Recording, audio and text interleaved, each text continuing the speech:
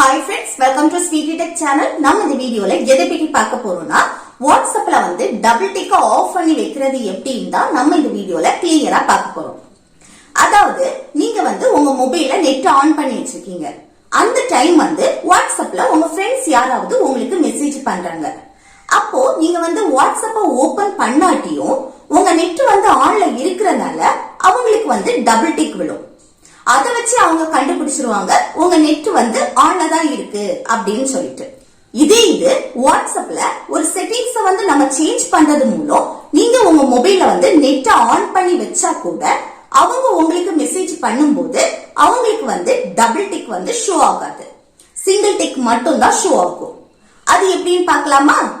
அது எப்படின்னா பாருங்க, உங்க வாட்ஸ்அப்ப வந்து லாங் பிரஸ் பண்ணிட்டு மேல பாருங்க, இந்த சர்க்கிளுக்குள்ள ஐ சிம்பல் போல இருக்கும், அந்த ஆப்ஷன் வந்து கிளிக் செய்யுங்க.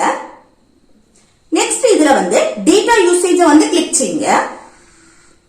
கிளிக் செய்துட்டு இதுல வந்து மொபைல் டேட்டா, அப்புறம் வைஃபை, அதுக்கப்புறம் பேக்ரவுண்ட் டேட்டா, இந்த மூணையும் வந்து ஆஃப் பண்ணி வைங்க.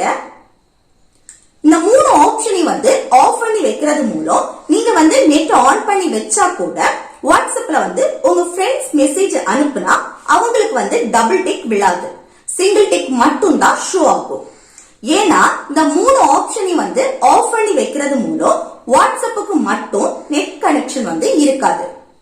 உங்க ஃப்ரெண்ட்ஸ் வந்து மெசேஜ் பண்ணா கூட உங்களுக்கு வராது. உங்களுக்கு எந்த டைம் வந்து வாட்ஸ்அப் யூஸ் பண்ணணுமோ அந்த டைம் வந்து இந்த ஆப்ஷனை வந்து ஆன் பண்ணி வச்சுட்டு யூஸ் பண்ணுங்க. ஓகே ஃப்ரெண்ட்ஸ், இந்த வீடியோ உங்களுக்கு யூஸ்ஃபுல்லா இருக்கும்னு நினைக்கிறேன்.